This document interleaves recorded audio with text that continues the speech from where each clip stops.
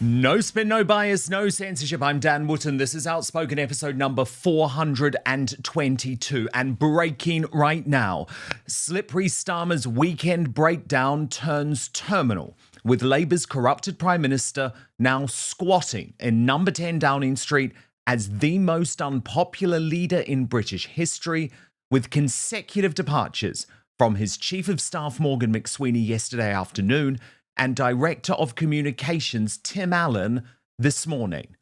But the hammer blow came just 2.5 hours ago, as the dam burst and Labour's leader in Scotland, Anas Sawar, went public to demand that Two Tier Keir must go for the sake of the party and the country. This isn't easy, and it's not without pain, as I have a genuine friendship with Keir Starmer. But my first priority and my first loyalty is to my country, Scotland. And I am not willing to sacrifice Scotland's NHS, our schools, our communities, our towns, cities, villages and islands to a third decade of an SNP government. That's why the distraction needs to end and the leadership in Downing Street has to change. So there are crisis talks going on right now inside number 10 Downing Street. Here are live pictures. But don't worry, Starmer isn't intending to face the public today. He doesn't care about us.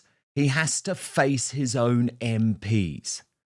Now, Sarwar's bombshell intervention from Scotland came after J.K. Rowling posted Ad Keir Starmer's newfound concern for victims of Peter Mandelson's bestie to his backflip on whether women can have penises, and his U-turn on the Rotherham grooming gang's inquiry. Starmer is indifferent to harm done to girls and women unless it threatens his career. Hashtag Starmer out. Meanwhile, senior Labour figure Lord Glassman has gone public about the real legacy of New Labour. It's not fascist. Labour was straight with the working class. We won the war. Ernest Bevin is a hero. So Labour has to, the government and the Labour Party has to repent and reject New Labour as an alien body that took over the party, and this is where it leads. Okay. Perversion and paedophilia. Lord Glassman, that's strong stuff. Thank you very much for your time this morning. Strong stuff, but it's true. Now, even though she's just come out to publicly support him this afternoon, we have also learned that Rayner, the tax evader, yes, our Ange, is already preparing a website, look, there it is, to launch a leadership campaign against Starmer. So I'm going to reveal all on that in my digest shortly.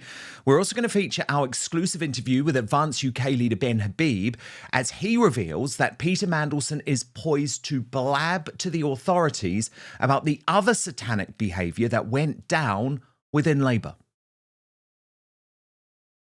Mandelson, as you rightly point out, is part of a sick establishment.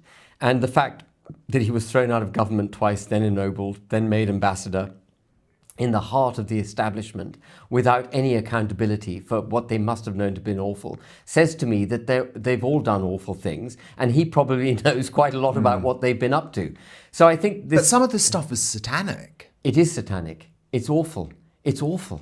It's absolutely And they all wretched. knew, Ben. I know. It's horrendous.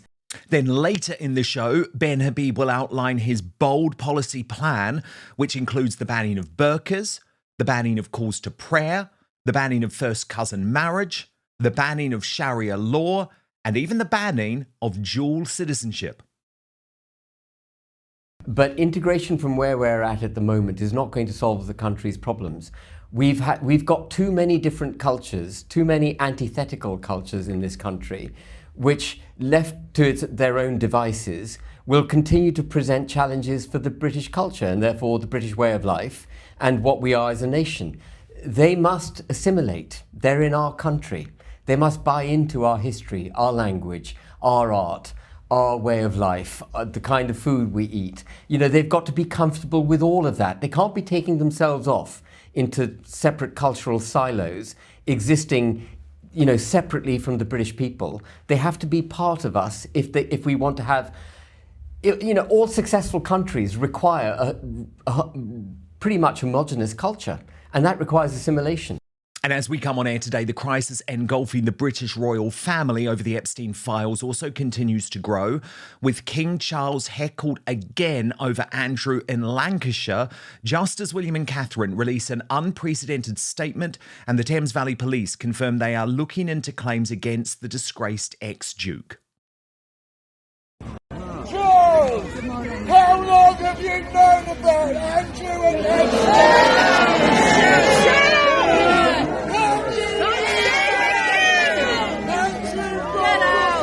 I love that. We're going to call it the fight back of the monarchists. So we'll have reaction to all of today's breaking news on the way with independent YouTube sensation Lauren the Insider. Also coming up on the show, shock suggestions Jeffrey Epstein is alive, as Tommy Robinson and Katie Hopkins both go public and back those shock claims.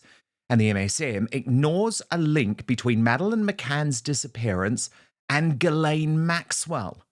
We'll reveal the email in the Epstein files which has resulted in those new suggestions.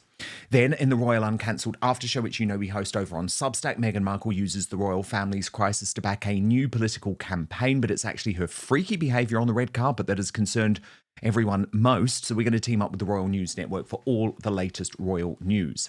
We'll also reveal our first Greatest Britain and Union Jackass of the week. You can vote for the worst Britain in the world today right now in the YouTube live chat. And all of these nominees come from today's guest, Lauren the Insider. Your choices: King Charles. Lauren says he has failed every single victim with his radio silence. We've seen it with the grooming gang survivors and victims failed by his government and police. And now we see it with victims alleging abuse on royal land and at the hands of his brother, Andrew Mountbatten Windsor. Lauren says he has lied to the nation, and the Epstein files paint a very clear picture of how he has behaved. He is an utter disgrace. And Peter Mandelson, who Lauren says is a liar that has deceived us and manipulated his position, a grotesque man. So there are your choices. It is a huge day of breaking news. We're going to keep you abreast all of the developments from number 10 Downing Street as Slippery Starmer prepares to address Labour MPs behind closed doors at the top of the hour. So now, let's go.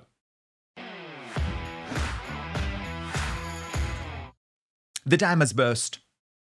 The rats are quite literally abandoning the sinking ship.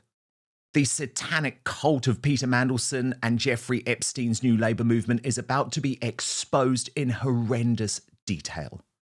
But the legacy of Slippery Starmer will be even worse, because he is going to be remembered as the man who destroyed the Labour project. After the exits of Morgan McSweeney yesterday afternoon, and his communications chief Tim Allan this morning, at 2:30 p.m. today, it was the Scottish Labour leader Anas Sawar, a man whose bid to become Scotland's First Minister has been all but destroyed by Two Tier Keir, who became the first senior Labour figure to go public at a bombshell emergency press conference. This isn't easy, and it's not without pain, as I have a genuine friendship with Keir Starmer. But my first priority and my first loyalty is to my country, Scotland. And I am not willing to sacrifice Scotland's NHS, our schools, our communities, our towns, cities, villages and islands to a third decade of an SNP government.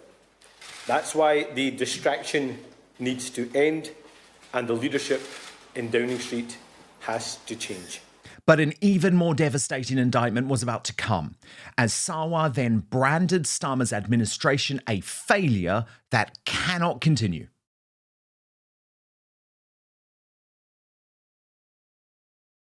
Wherever I see it,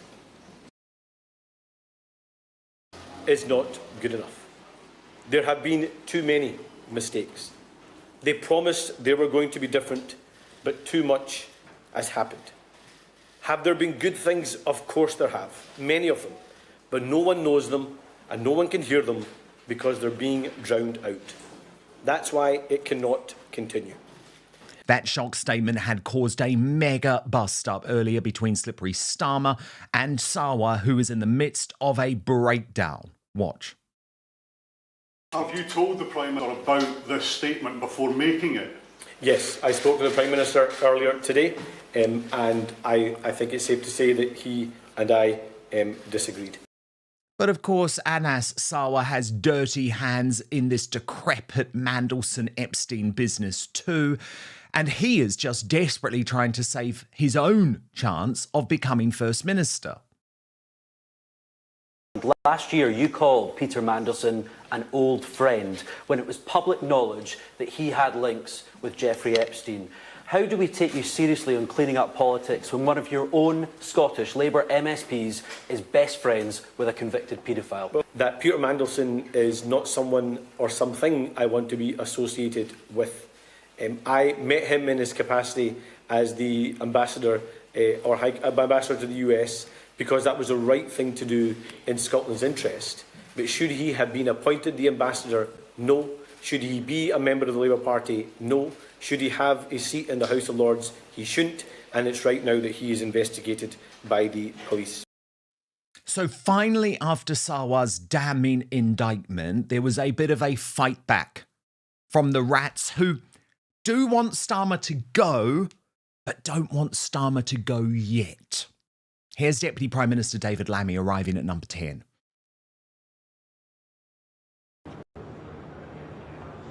David Lammy, is it time for the PM to go? We've waited 14 years to get here. No. What said Alan Sawar, David Lammy?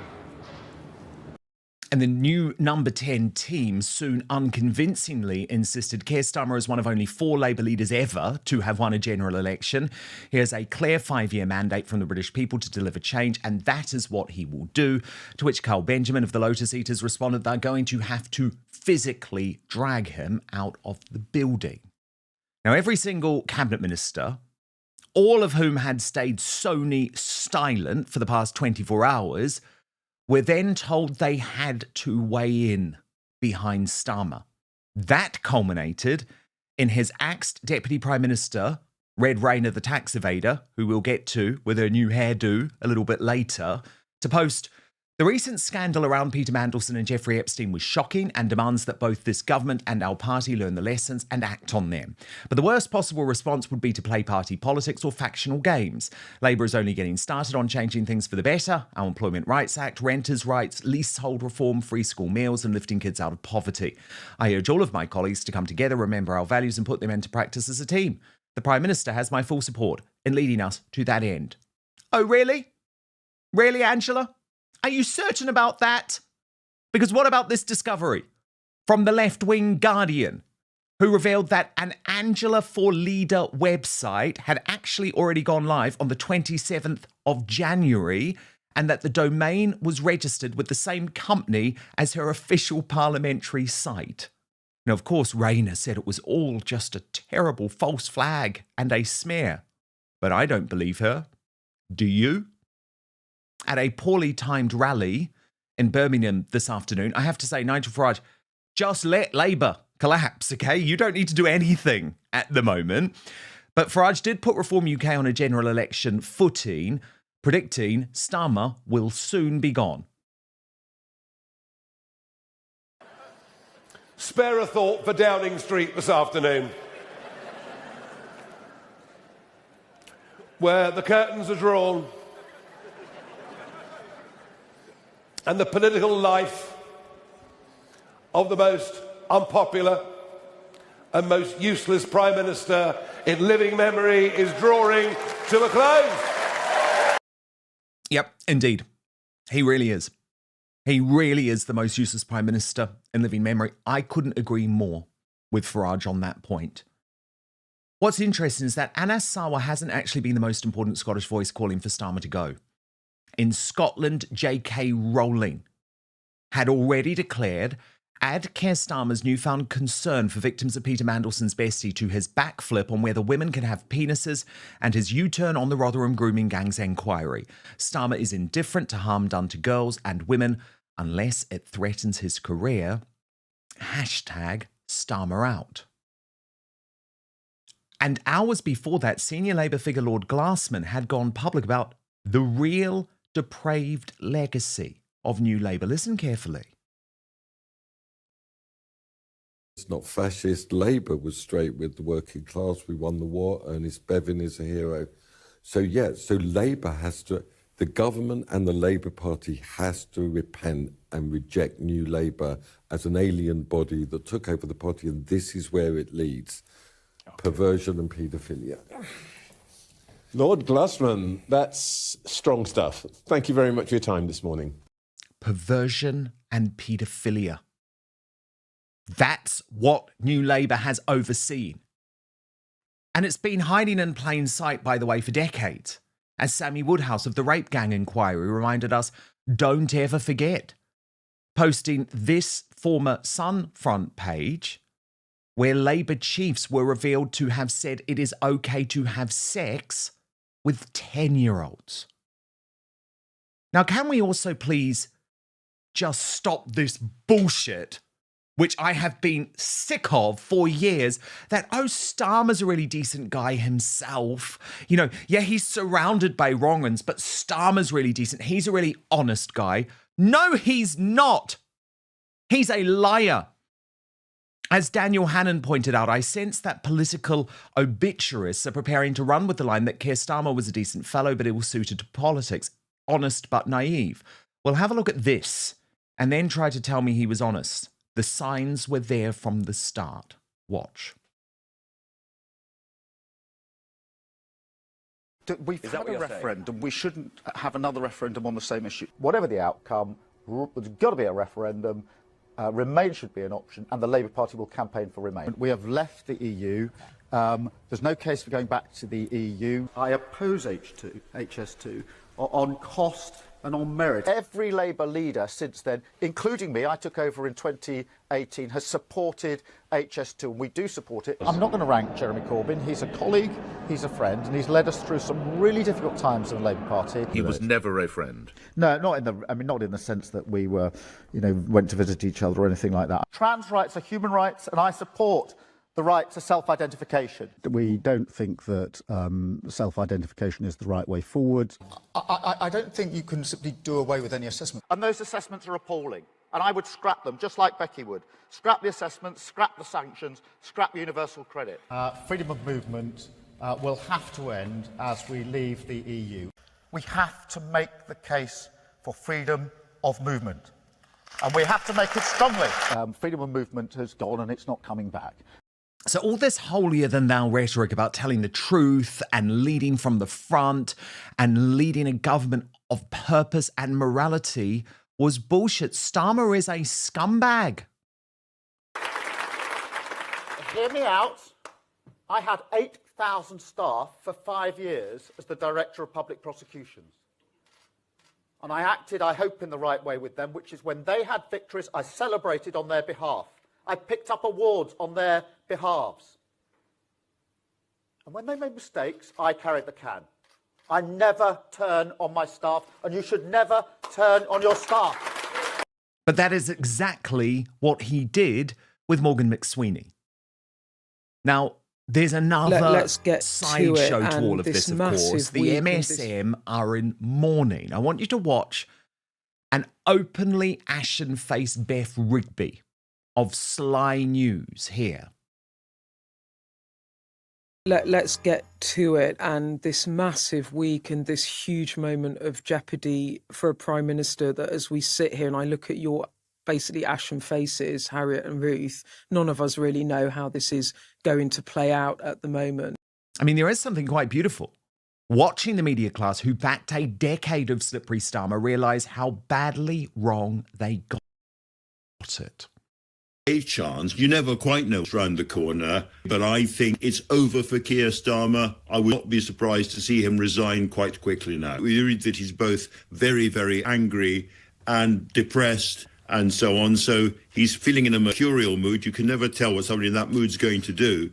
But I think if he decides to dig in and carry on, it's going to be an utterly miserable experience for him, and I think he must be thinking there has to be a way out. We must never trust these people again. Let me just remind you of some of these people, like Krishnan Gurumurthy of Channel 4 News, who said, after years of personality-driven and chaotic, shallow politics coverage, which was largely about instability, gossip, and leadership crisis, we now have a government with a massive majority, widespread internal agreement, and no likelihood of massive instability anytime soon. Or Anna Soubry, who said, "Is it just me, but suddenly everything feels normal?" Or Ian Dunt, who said, "The adults are about to take back the room. This is what serious government looks like.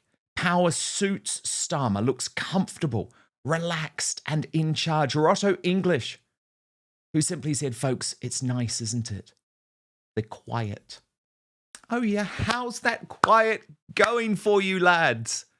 Here's the reality, as reported by the same MSM. After 14 years in the wilderness, Labour has imploded just 18 months into power.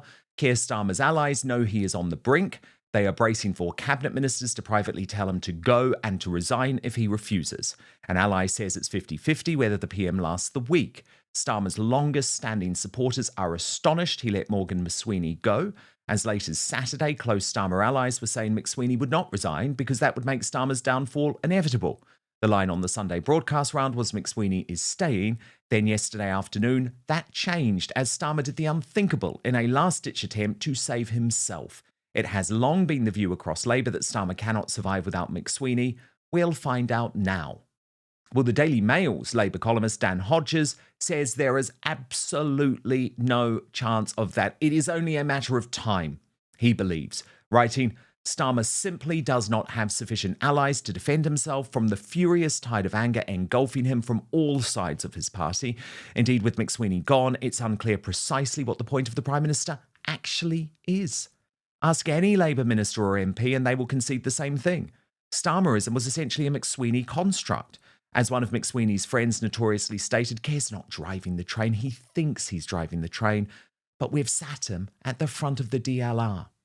Even before yesterday's resignation, a consensus had begun to form within the Cabinet and the Parliamentary Party that Starmer could no longer carry on in Downing Street. As one minister told me, the situation's no longer retrievable. But there was also a sense that with Andy Burnham outside of Parliament, Angela Rayner still awaiting the outcome of HMRC investigations into her tax affairs, and Wes Streeting tainted by his own friendship with Mandelson, an immediate leadership context was suboptimal.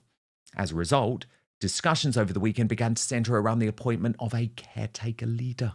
It would be someone with some experience and a steady pair of hands, but who wouldn't want to be considered for the job long term. I was told the names of Hilary Benn, Yvette Cooper, and John Healey are being discussed. McSweeney's exit has intensified those discussions. Even previously loyal ministers are now coming to the conclusion the crisis needs to end swiftly. It's bad, one told me, this cannot go on. It is inconceivable Keir Starmer will seek to drag this sordid, swallowed saga out much longer, or that he will be happy with the spectacle of him throwing his longest-serving and most loyal aide under the bus to save his own skin. McSweeney's resignation is a symbolically momentous political moment, but Pat McFadden was right. In the end, it changes nothing. The Prime Minister's fate was sealed last Wednesday in the House of Commons when he finally admitted to Kemi Badenoch he had been told of Peter Mandelson's ongoing friendship with the world's most notorious child abuser, but chose to appoint him as ambassador to Washington regardless. Yesterday, McSweeney walked away from Downing Street. Keir Starmer will soon follow him. But I guess what's interesting to me is that the fact that he is clinging on for dear life just shows you what a scumbag Starmer really is. How much this has always been about power for him. How all of those claims that he's an honourable guy and he's a loyal guy and he'd never throw anyone under the bus to save his own skin is just nonsense, just words. So then we move on to what's next. And guess who was getting her hair done, ready for the big day? Step forward, and I really shudder at the thought that this non-serious woman is about to become Prime Minister, but I really do believe Red Rayner, the tax evader, is preparing to go. So, and what we're doing today? The usual. The usual. So we're going to do a little bit of a root touch-up with a semi-permanent colour, really close to your natural colour, but it just gives you that little bit of depth and brightness, yeah, gives you a nice shine. And then we'll run it through to the ends a little bit because it'll have a bit of a gloss and then give you a bit of shine. Is that alright? Yeah. Cut-wise, I'm just going to do a little trim and some of your nice butterfly. Yeah, I like it, like really feathery around the front as well. The colour looks beautiful, doesn't it? I love it. Because it's my natural colour, just with like a little bit of... It's just like the light reflects off the colour now, doesn't it? So it's got a nice shine to it. And it just puts like a gloss through your hair. And all them extra bouncy layers that we've just put through just make it all nice and full again, don't they? Yeah. And when you've not had a bouncy blow dry, you'll just have a nice tussled, natural kind of look. Exactly. But, yeah, that looks beautiful, that. Thank you. She knows exactly what she's doing, but I wonder if once leader, Rayner, the tax evader, will still call for a general election. Remember this? I absolutely welcome that Rishi Sunak has, become leader of the Conservative Party. But what I want to see is a general election so that people can give that mandate to whoever is our Prime Minister going forward. Yes, indeed, Ange. We won't forget that. We really won't. But it's very troubling what's going on here. As the deep state deposed ex-Prime Minister Liz Truss explained, Keir Starmer is the Theresa May of the Labour Party. If we follow the logic of what happened in the Tory party, Labour members will ultimately replace Starmer with their favourite Angela Rayner, much as Theresa was replaced by Boris. She will fail to achieve anything, as the strings will still be pulled by the Labour Illuminati and the British deep state. Labour MPs will tire of this and will eventually crown Wes Streeting the Rishi Sunak of the Labour Party, who is a creature of the system. Nothing will change, and Labour will be crushed in the 2029 election. NB, there is no Labour Liz Truss. But remember, this crisis is fast becoming constitutional, because the Epstein files revelations are also putting the royal family in peril. As an unwell-looking King Charles, who we have to remember is still undergoing cancer treatment, was once again heckled in Lancashire today.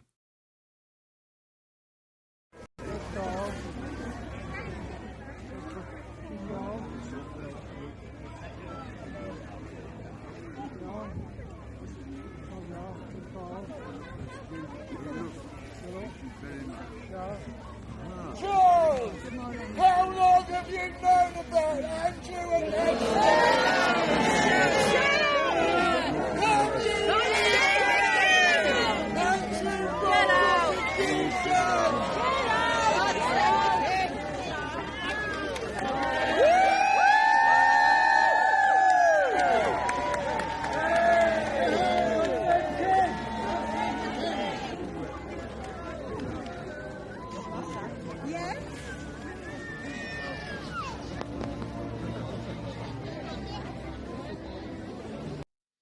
So it was lovely there, wasn't it, to see the royalists fight back. But of course, it doesn't deal with the situation overall, which Prince William tried to do just before he got on this flight to Riyadh in Saudi Arabia, where he has arrived this evening. In this unprecedented statement, it is a joint statement alongside his wife, Catherine, the Princess of Wales, issued by Kensington Palace. The couple declared, "I can confirm the Prince and Princess of Wales have been deeply concerned by the continuing revelations. Their thoughts remain focused on the victims." Now, that statement was deemed necessary after today's damning Sun newspaper front page, which claims that Andrew leaked confidential trade envoy docs to Epstein as calls grow for the ex-prince to face a criminal probe just like Peter Mandelson. The newspaper reporting he passed on an email containing at least 4 assessments in 2010 when acting as a UK global trade envoy. Andrew should face a criminal prosecution, experts said last night. Under official guidance, envoys have a duty of confidentiality over sensitive commercial or political information about official visits. Former Royal Police Commander Di Davies has demanded Andrew be subjected to a full criminal investigation for alleged misconduct in public office. He told The Sun the failure to investigate Andrew across a range of alleged activity is a national scandal on the same scale as Mandelson. These emails show he abused his position. The police simply have to know what was in these emails. If he has divulged information of national importance in a position of public trust when he was funded by taxpayers, that must be investigated as a criminal act. He had access to people at the very top because of this job. What was he doing? Leaking the information to a paedophile?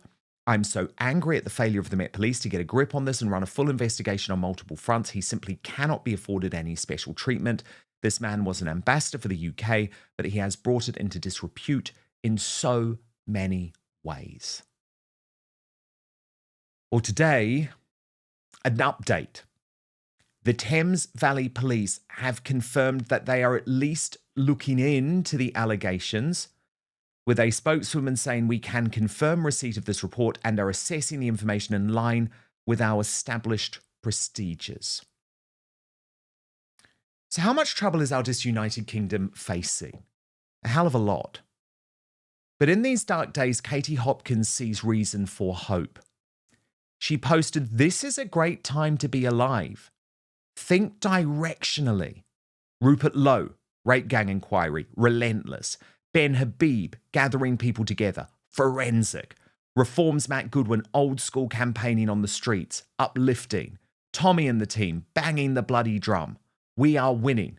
Believe me, this was a lonely road, but no more. She added, "I see all the rage and shouting in these comments. Vote reform, get Tory, shame on you. Who paid you off? You're a Jew. Why aren't you standing up for English people?" I think the anger is at the state of the country. She added, "I believe Rupert Lowe will be the answer we need.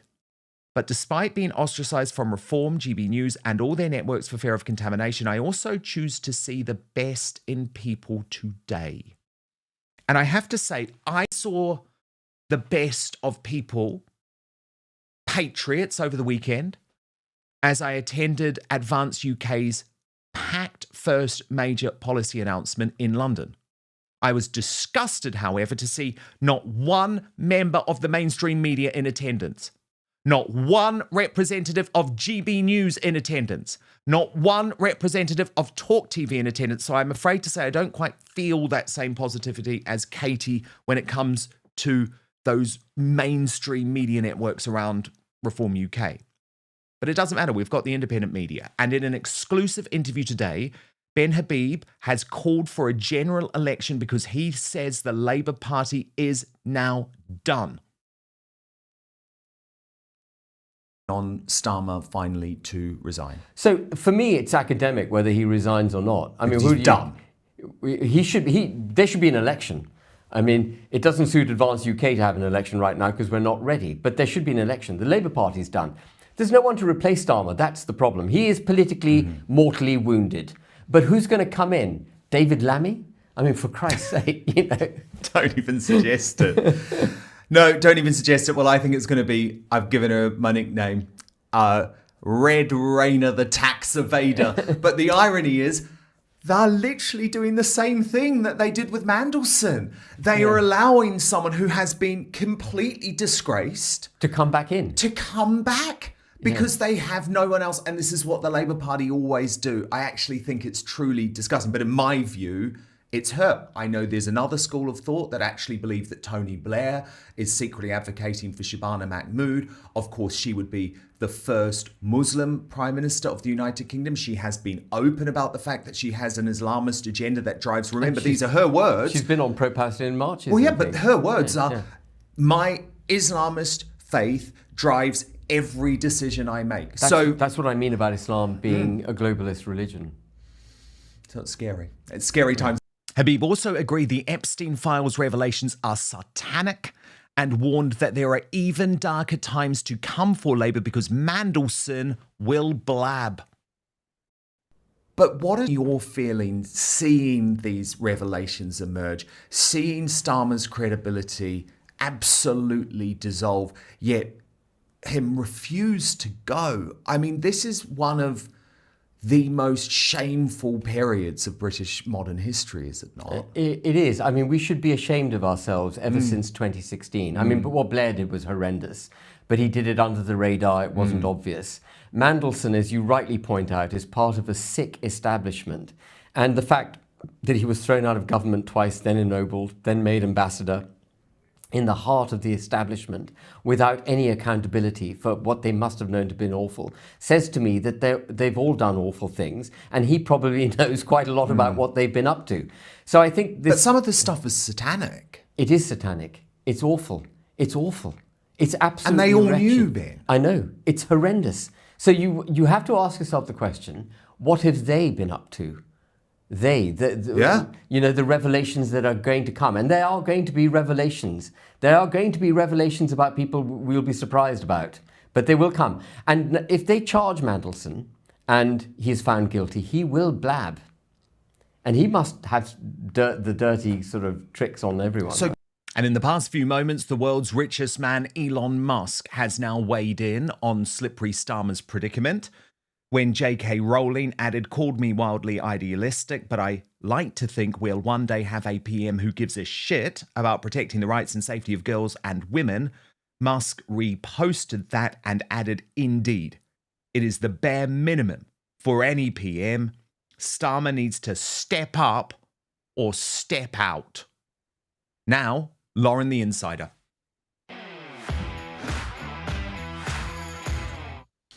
Lauren, so a huge day of breaking news. We can look at the scene right now at number 10 Downing Street, where slippery Starmer is preparing at some point this evening to leave, although we do not know that he will do so through the front door, in order to go and face his MPs. But what an indictment, Lauren, that we haven't seen the Prime Minister once today.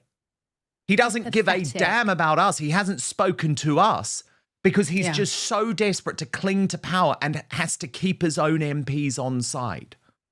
But this is what they do. They are in damage limitation mode, spinning narratives, lying to us. These clowns work for us. What part of that don't they understand? We go out to work, normally Monday to Friday, sign too much of our wages over for tax, and we pay their wages. They are taking advantage of a system that was built by elites for elites. We've long known how they behave, Dan. It's common knowledge within the mainstream media industry. And this is why I always say you don't get the truth from the mainstream media, because they are being protected. Every time with Starmer, it's too little, too late. He's like a pathetic supply teacher that no one listens to. And then we see him constantly hide behind things like children's safety and the online safety bill. This is a man that is destroying this country. He is lying to us, and he poses a danger to our women and children because he has not once put any of us at the forefront of any decision. He is pushing a globalist agenda, and he has to go. He will constantly keep passing the blame round. You know, oh, I didn't know this, I didn't know that. Well, they seem to know where Tommy Robinson is every moment of the day, but you're telling me they didn't dig into the files of Mandelson. We all knew. And they're still trying to protect Mandelson, Lauren. I mean, it was astonishing to me that a secret note was sent to all of the British mainstream media demanding that the MSM leave Mandelson alone. He was actually using the ipso clauses designed to support grieving families in a bid to stop scrutiny of his relationship with Epstein. Now, the national newspaper in Scotland, which, by the way, is a newspaper that I usually have absolutely no time for, was the only part of the MSM to actually break ranks and post these demands from Ipso in full, alongside the headline, "We will not be silenced." I give them full credit for that, Lauren, but it just shows you how even to this day, the organs of the deep state and the organs of the mainstream media are still working together to protect people like Mandelson. What the hell? It's absolutely disgusting. And there will be a lot of people that are very scared within that deep state web, because the rot is so deep. They all protect each other. They live in a world whereby the normal rules don't apply to them. And it's interesting that Mandelson wanted to use Ipso. I mean, Ipso is a regulatory board, but I it means nothing, but it's a little, let's send a little warning out to the press. But they're all as bad as each other. The mainstream media have long known many things about many of the people that are, in top positions within politics in the country. And because they are perceived to be elites or, the 1%ers, they get protection. Drain that bloody swamp. None of them can be trusted at this point. None of them are working in our interests. None of them care about us. This globalist agenda that is being pushed is sinister. It's chilling. And let's remember, we were never meant to have all of this information as well. We were never meant to have access to this level of the documents that have dropped in the Epstein files. I've been going through them every night for the last week. It's revolting, but it's allowed because there is a web of protection. If someone's in the mainstream media, they've got protection, or, someone's in the House of Lords, or someone has an OBE. The whole thing has to be dismantled, Dan, because it is working against us, the people. Indeed. Now, Lauren, you were, of course, for one time before your independent media career, one of the country's top PR operatives. Got to ask you what's really going on with Angela Rayner here. So we've got two things happening. One, she releases this bizarre video of her getting her hair done. I'm a woman of the people, and here I am with my northern hairdresser. And at the Guardian, secretly prepping a website for her leadership campaign, Lauren, all while posting on X that she fully supports Starmer. She doesn't support Starmer, does she? But is this in order to buy her time? Because, of course, this is a tax cheat who's still awaiting HMRC to clear her in some way. Funny, if it was any of us that owed HMRC a pound, we'd be getting a fine for hundreds of pounds, but it's different rules. Everything is performative. Angela Rayner owes us all money because she's not paid her tax for the stamp duty, and also the fact she set up this website does not surprise me. She probably thinks she's being really smart, but she is so stupid. And she's a danger. Also, what really, really gets on my nerves is it's so obvious that Starmer and Rayner have been trying to, get down with the kids and get on TikTok. Get off TikTok, start doing your job properly, and actually just leave government because you're all useless. And they're only sorry when they're caught. If any of them ever came out and admitted to something freely without being caught, we would all have, the public, a lot more respect for them because they would be treating us as human beings.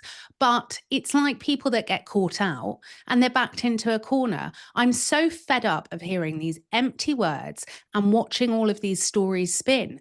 These people are in charge of the country literally crumbling and letting countless, dangerous illegal migrants in. None of them are working in our best interests. So Angela Rayner thinks she's being really cool on TikTok, showing her terrible hairstyle, which she probably didn't even pay for. And then she's setting up a website, trying to start her own campaign. They all work against each other. They all are out for themselves. None of them are team players, and none of them give an SH1T about any of us. This is why I'm adamant. For me, it's advance. Indeed. And of course, we have our full exclusive interview with Ben Habib coming up later in the show. But Lauren, there's another technique that has been used over the past few hours, and it is when one of the bosses demands that the cabinet ministers have to show loyalty. Now, Guido Fawkes, look at this table. They realised that over the space of an hour, this is when every cabinet minister realised, OK, we're going to have to go with this. And it was David Lammy who went public first at 2:28 p.m. And you'll see the loyalists of there very early: Steve Reed, Darren Jones, Rachel Reeves, Richard Hermer, John Healey. And then as we went along, it took a little while to come to Wes Streeting at 3:03 p.m, Ed Miliband at 3:10 p.m, Lisa Nandy at 3:24 p.m. But according to Audrey Allegrati of the Times, he was informed by a minister that we have all been made to tweet messages of support. This message has gone out from Starmer's aides and allies. And Ed McGuinness actually put a couple of these posts side by side and said, Labour HQ to Cabinet, if you could just tweet something like, because when you look into these individual posts, Lauren, they're actually very similar. So here's David Lammy's. Keir Starmer won a massive mandate 18 months ago for 5 years to deliver on Labour's manifesto that we all stood on. And then look at this from John Healey. The British public gave Keir a huge mandate only 18 months ago. So how shocking that even in this great moment of national decline and national peril, Lauren, we have a supine cabinet who are simply prepared to follow orders rather than do the right thing morally. It's all optics as well, be told to get the message out there. We are, be seen as strong. The times have changed. We can see this for what it is. The public are smart. They will not be lied to. And this is so disrespectful that they think we will fall for these optics. Starmer lost trust a long time ago. We are fed up of excuses. We are fed up of narratives being flung in our face that we just don't believe because we have eyes, we have a brain, and we have something called the internet. So we can clearly connect the dots, and they are in freefall now. It's just unbelievable that I think he's hung on so long and that they are trying to spin these narratives thinking we will fall for it. No, thank you. And Lauren, look at this. I actually couldn't believe this. Apparently, outside Downing Street today, according to Britain Has Broken, there is a mobile document shredder parked outside. What are they hiding this time? And if you look closer up on this picture, look at this. On-site shredding, immediate secure information destruction. I mean, the optics of that, Lauren, is quite something. These first of all, these PR mistakes, you would expect, I wouldn't even say an 18-year-old to make them. It's absolutely ridiculous. But yeah, there will be things that they will be hiding and they will be petrified. They cannot hide from us, the public, anymore. We can see the 1%, the elites, exactly. We can see who they are. We can see how they behave. None of them are sorry. They're sorry when they get caught. They can shred all the evidence they like if that's what they were doing. But their actions and their timelines speak very, very clearly to us. They're sick. They're satanic. They've got to go. And everything is no longer, Dan, a conspiracy either. These people really are as terrible as we all think. Indeed they are. Indeed they are. The shocking thing about the Epstein files is that there's so much more to question. And we're now even questioning some of our previous theories, even though we already knew there were cover-ups going on.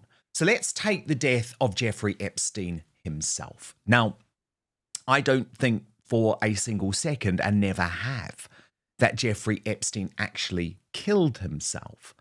And none of it ever added up.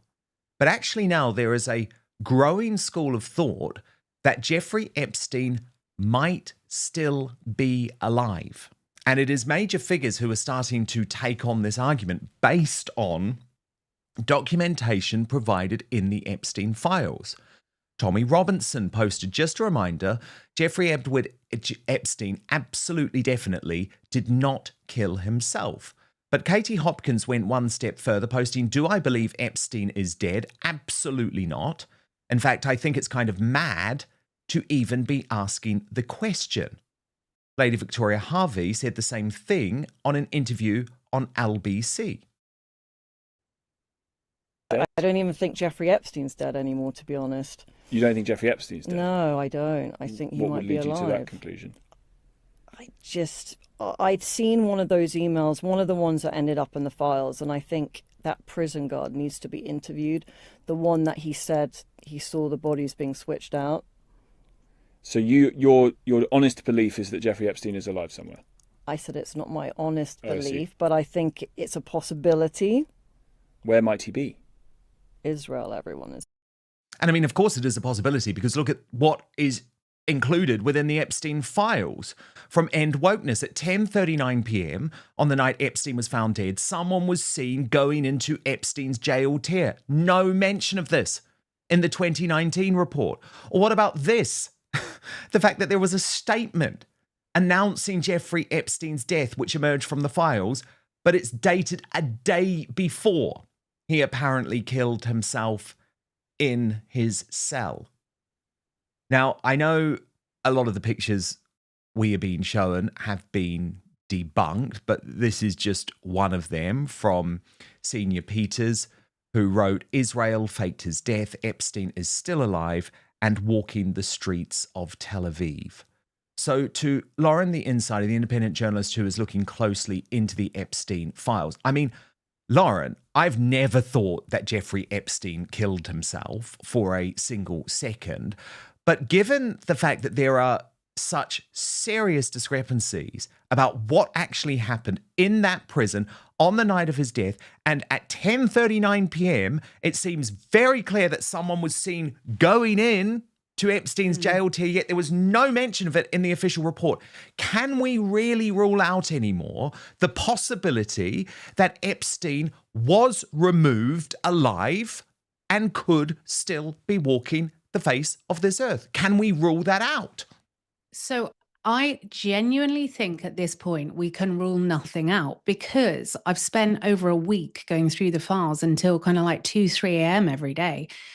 Everything we have been told, we have been lied to in the most appalling way. Now, these, satanic individuals have abused women and children in a way that is so nightmarish. It's actually hard to comprehend. And the cover-up regarding Epstein and everything that's gone on, the fact that so many vile individuals have been protected and not ever held to account for their abhorrent actions. We have to go back and we have to look at the facts, and the facts remain the same. We have been lied to. We have been taken as fools. Pam Bondi tried to release old flight logs for us initially, and then the video, when it was released, was missing parts. Then we were told there was, nothing to suggest trafficking had taken place. Everything we have to discard. If anything we have been given by an official source, forget it. We've got to go back to basics. So that means we have to go through this forensically. Now, Jeffrey Epstein, I genuinely think we have to consider the fact he may still be alive, because he was not working solo and he had a lot of protection. The entire story was ridiculous. I'm deeply offended. They thought we'd fall for it. The guards fell asleep. Oh, the camera wasn't working. He hung himself with a sheet. I mean, please. So we have to look at everything. Now, there are lots of pictures circulating that are not true. The only things I talk about are things that I have personally researched and taken from the files. And just to interrupt, Lauren, we're just looking at number 10 Downing Street as Slippery Starmer emerges for the first time all day. This is the first time we have seen him all day to go and face the music, not of the British public, Lauren, but of the PLP, the Labour Parliamentary Party. And I think nothing says gutless like that, Lauren. And we will come back, of course, to Epstein. But I guess the only reason we're here in the first place is because Starmer was so gutless in terms of not being prepared to stand down for selecting Peter Mandelson to be his US ambassador, despite knowing the links between Epstein and Mandelson himself. So, I mean, all of this stuff is interlinked. But I just find it astonishing that here we are, Lauren, at nearly 6 p.m, if you're watching live, on this day, and it is the first visual we get of Slippery Starmer. We effectively have a prime minister Here he is, hunkered down. Couldn't These get in shots. that car quick enough. No, he couldn't. These are the shots from just seconds ago. Starmer facing the music. He's the one who looks ashen-faced, and he should. He should, because he thought he was going to get away with selecting a traitor and a paedophile enabler to be our representative in Washington. Anyway, Lauren, sorry, back to you. And we've also seen him, like, you know, we knew what Starmer was like a long time ago, but he seems to forget you do not fail British children and get away with it. You do not keep this position when you fail our children. Not only do you fail our children, you enable the continued failure of our children. No. No, indeed. Now, Katie Hopkins' intervention, very interesting, Lauren. I mean, she says that it's even mad to be asking the question if Epstein is dead. Yeah, I mean, she raises a really good point. Katie's an incredibly smart woman and she's ahead of her time always. So she raises a really good point. You know, Jeffrey Epstein is someone that many, many people fear, you know, will speak out. I imagine there is a strong possibility he is being housed in Israel and is being given, you know, protection. It's just not possible, I don't think, that he was killed in that cell. There's too many weird pieces of evidence. The fact that none of the footage lines up, none of the timelines, if we look at what's in the documents to what's been released, everything doesn't match. It's a jigsaw with none of the pieces fitting in. And if we were told the truth about, you know, he is dead, then these pieces of evidence, times, dates, they would fit effortlessly, but they don't. Lauren, breaking right now, and we only have a small amount of detail on this, so let's get into this together. Hugely significant. A statement has just dropped from Buckingham Palace, which says in a statement, it will stand ready to support any police investigation into Andrew Mountbatten Windsor.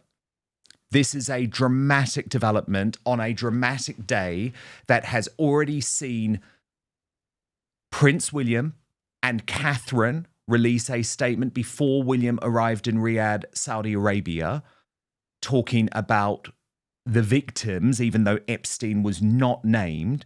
But for a long time, Lauren, people like you have been highly critical of King Charles for giving his brother, his younger brother, seemingly a pass from the law. Now, this statement, which we are waiting to receive in full, looks like it could change everything. Because Buckingham Palace, I mean, just think of the seismic nature of this. A king of England saying that his institution will support an investigation into his own brother. This is unprecedented historic stuff. I do welcome this comment from them. However, first of all, it shouldn't have taken over a week. I have said on my channel that I believe that there have been lawyers working around the clock, forensically going through these details to weigh up, can charges be brought against Andrew Mountbatten Windsor? And only then would they speak.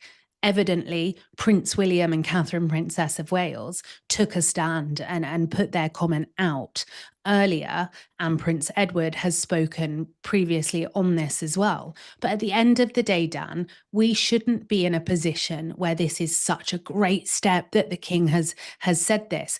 These things shouldn't have happened. People have alleged they've been abused on royal land for too long. There has been too much rot within inside palace walls. So actually, we also need to work out, how has this happened? Because it's absolutely impossible that people have not seen, witnessed, and enabled many of the things that victims have alleged. Paul Page, the former Royal Police Protection Officer, spoke about, let's say, ladies of the night. Okay, Lauren, let me just interrupt you because I've just received this statement from Buckingham Palace in full, this historic statement. Let me bring it to you. The King has made clear in words and through unprecedented actions his profound concern at allegations which continue to come to light in respect of Mr. Mountbatten Windsor's conduct. While the specific claims in question are for Mr. Mountbatten Windsor to address, if we are approached by Thames Valley Police, we stand ready to support them as you would expect. As was previously stated, Their Majesty's thoughts and sympathies have been and remain with the victims of any and all forms of abuse. So there we go. That is a hugely significant and historic statement coming out of Buckingham Palace. This has literally just been released in the past few moments. And you do just have to take a moment to think about the significance of this. The King naming his brother, but of course, his brother is no longer a working member of the royal family, is no longer able to use those titles. So simply referring to Andrew as Mr. Mountbatten Windsor, but saying that the palace will support the Thames Valley Police into any investigation into Andrew. The other very significant thing for me, Lauren, and obviously we're looking at this for the first time, is the fact that the palace talks about the victims of any and all forms of abuse. Note that word abuse in a statement which is referring to Andrew Mountbatten Windsor. It's hard for me to be positive about this. Of course, I'm happy they have made the statement, but I look at this from a PR point of view.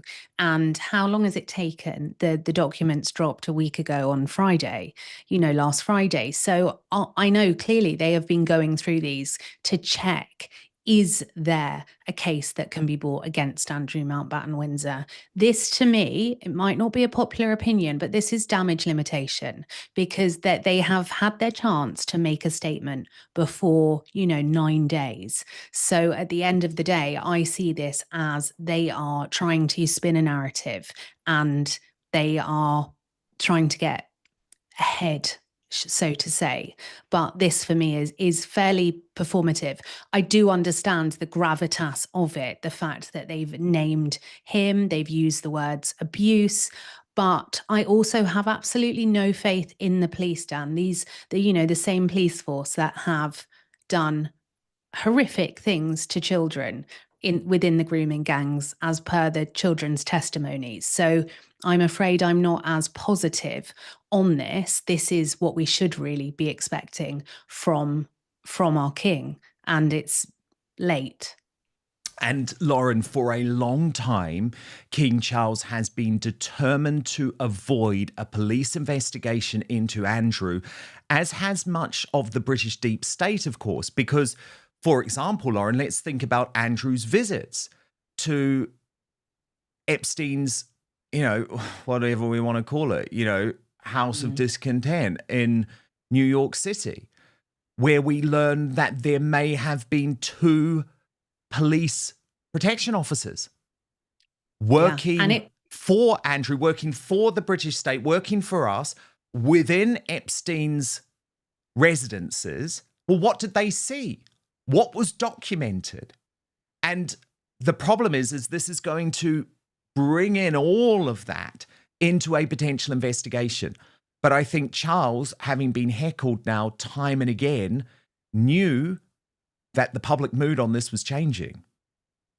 But see, this is what really annoys me. It shouldn't be about the public mood. It should be do the right thing. Do the right thing before we are angry. Do the right thing morally. Do the right thing that you should automatically do.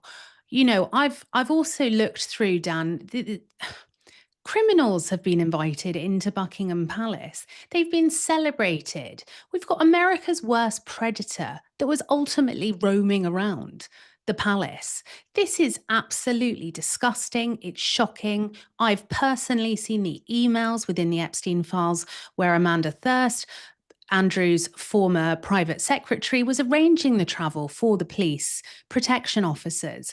I've seen the logs of all of the girls that have been recruited from all around the world, from Eastern Europe to Portugal to Italy, everywhere. And at the end of the day, it is impossible for anyone to say they didn't see anything.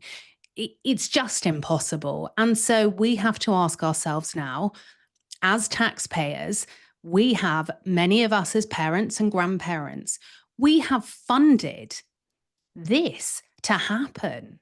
This is disgusting. It should have never got this far. Buckingham Palace have as well used their position, their power, and they've leveraged it to squash stories. We only need to see Amy Robach, who's filmed on camera, who previously said that's what the palace did. They kind of insinuated the press wouldn't get access to, the top royals that they wanted if they ran this story. So we are looking at, sadly, an institution that has buried this, that has spun narratives and that has made excuses. So I believe that actually this is performative from King Charles. He's not my king. He would have been my king if he came out well over a week ago. He would have been my king as well if he'd said anything on the grooming gangs. And he knows full well all about the grooming gangs because Casey, from the Casey, report that was done on them, she's on the board of his charity, the King's Trust. So all I can see now is damage limitation mode activated. Because the king didn't want to do this, in your view. And the thing is, there was a significant change of mood over the past week where it started with Edward and then it moved to Queen Camilla, and the idea seemed to become that any time a senior royal, apart from maybe Catherine, the Princess of Wales, was out in public, they were going to be questioned and challenged on Epstein and Prince Andrew, former Prince Andrew. Excuse me, sometimes an old habit dies hard. But this is what happened when Charles was visiting. And I have to say, Lauren, I think he looked very unwell today, visiting Lancashire just a few hours ago.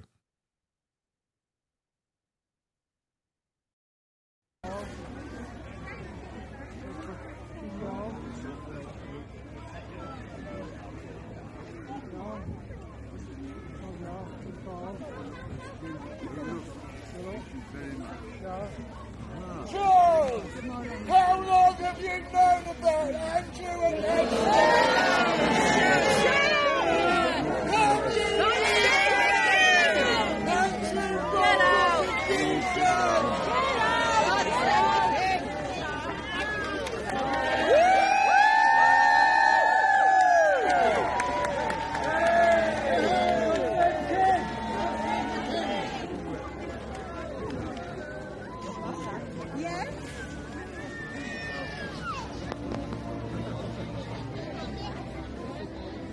So, Lauren, I think Buckingham Palace have been acutely aware of the fact that there is this growing sense of unease and the idea that silence was simply not going to cut it anymore. I mean, let's look at these new pictures that are just coming in of Prince William meeting Crown Prince Mohammed bin Salman on the first day of this visit to Saudi Arabia.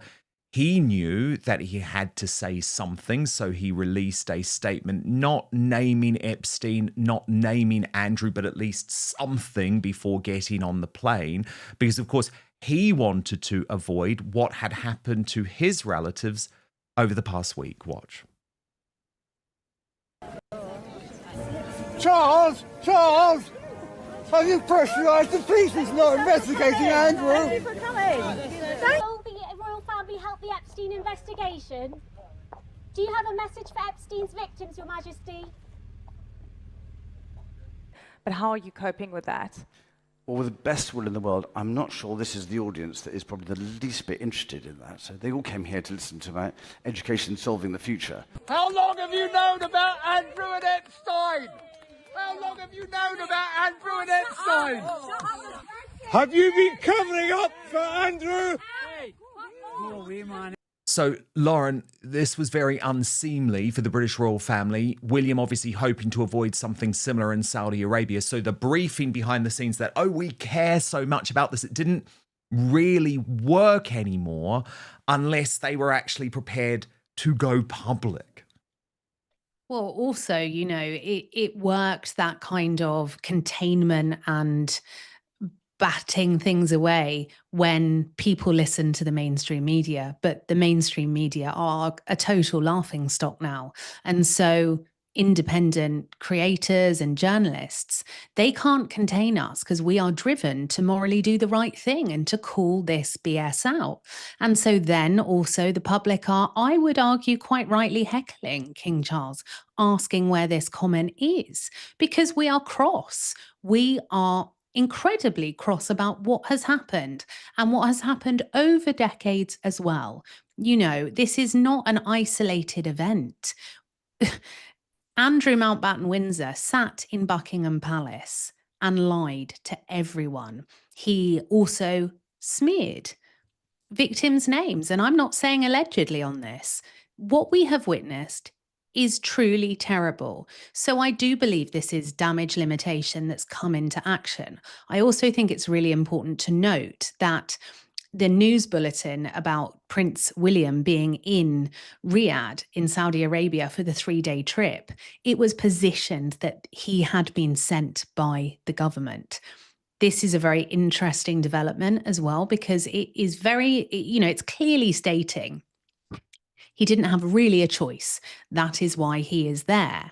And the Saudis are also heavily mentioned within the Epstein files as well. So I imagine, you know, Prince William wanted to make it very clear what his thoughts were, as well as Catherine, Princess of Wales, and ensure that his statement was out and people knew he was there on behalf of the government. This isn't a personal soft power trip like we had seen Andrew Mountbatten Windsor do all too frequently.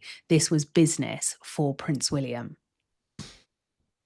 Lauren, what happens next? Because all of a sudden you see the pressure heaped upon the Thames Valley Police and the Metropolitan Police, who time and again, and by the way, I give absolutely no flexibility in my support for them over this. I think it's despicable what they have done, because time and again what they have claimed is that they're assessing information and never actually opened an investigation.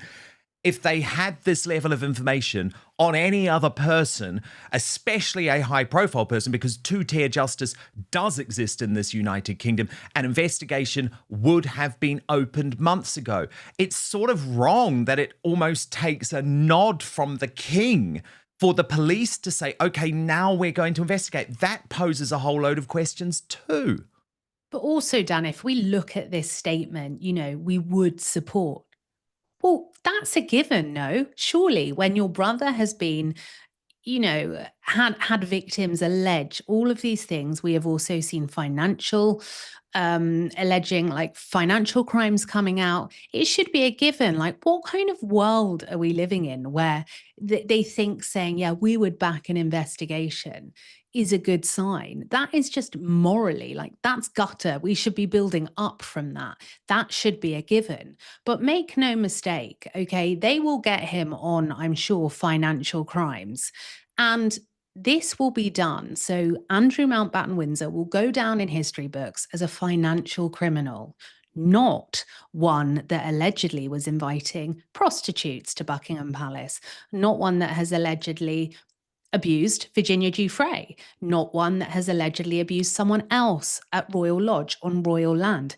They do not want people to associate the family with potential sex crimes, sex trafficking, all of these horrific allegations. So, yeah, I imagine they will nail him on the financials, and that will compartmentalize it for them. But we won't forget, because the people that have listened to the victims know exactly what Andrew is capable of from their point of view. It's in their book. It's in their testimonies. Lauren, the thing is, though, misconduct in public office. I mean, I absolutely hear what you're saying, and I don't think anyone will forget Andrew's behaviour with women and with Epstein. but misconduct in public office is a potentially far more serious crime in terms of the statute books and in terms of what might see Andrew end up behind bars, which is something that Andrew Lowney, the author of Entitled, has predicted for a long time, including right here on Outspoken. He does believe Andrew will end up locked up. Now, a lot of people like me have been a lot more skeptical about whether the British deep state will ever allow that to happen. I see the tide turning. I see the net closing.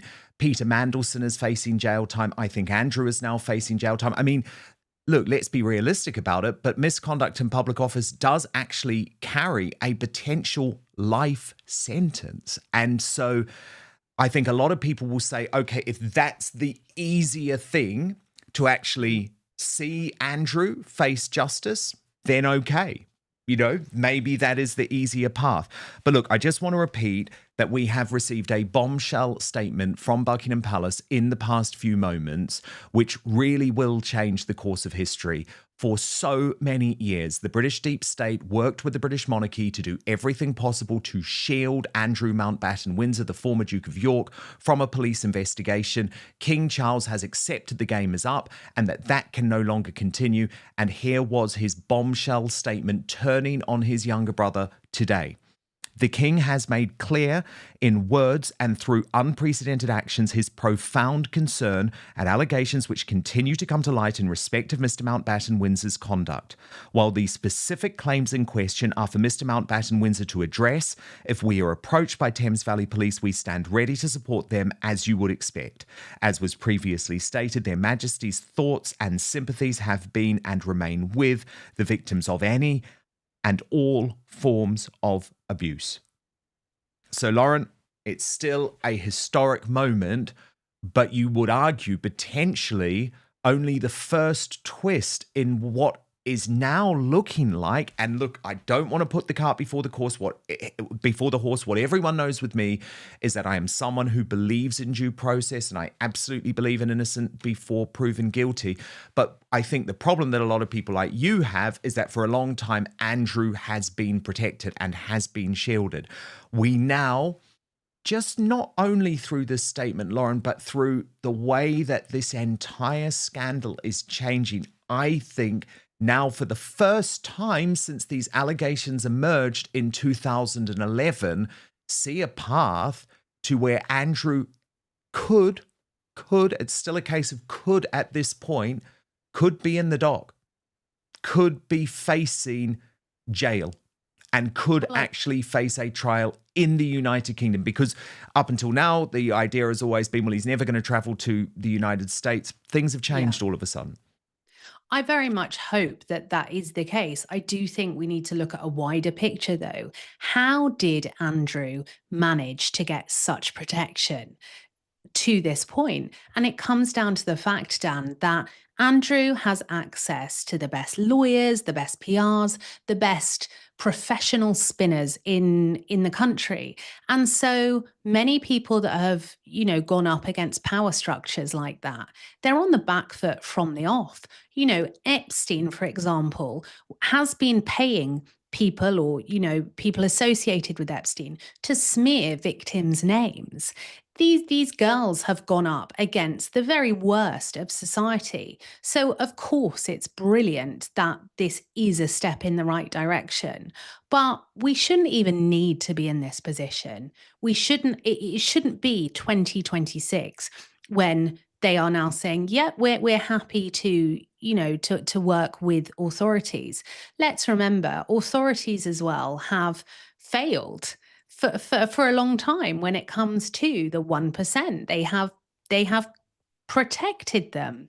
And when we look at financial misconduct, Andrew Lowney has been trying to get details, documents that should be publicly available, and they go missing. Evidence then gets, don't know where that's gone. This is unacceptable. If the royal family are to continue, we need transparency. We need the elites, the people in power, and the police to earn our trust back, because our trust has been broken big time. Whilst many families do not have you know, £1,000 in life savings and could never go up against these kind of big names. It's just, it makes me furious, Dan. You know, the 99%, we are the people, not the 1%. So yes, of course he should be behind bars if you look at the facts, but I still don't have faith in this judiciary, I'm afraid.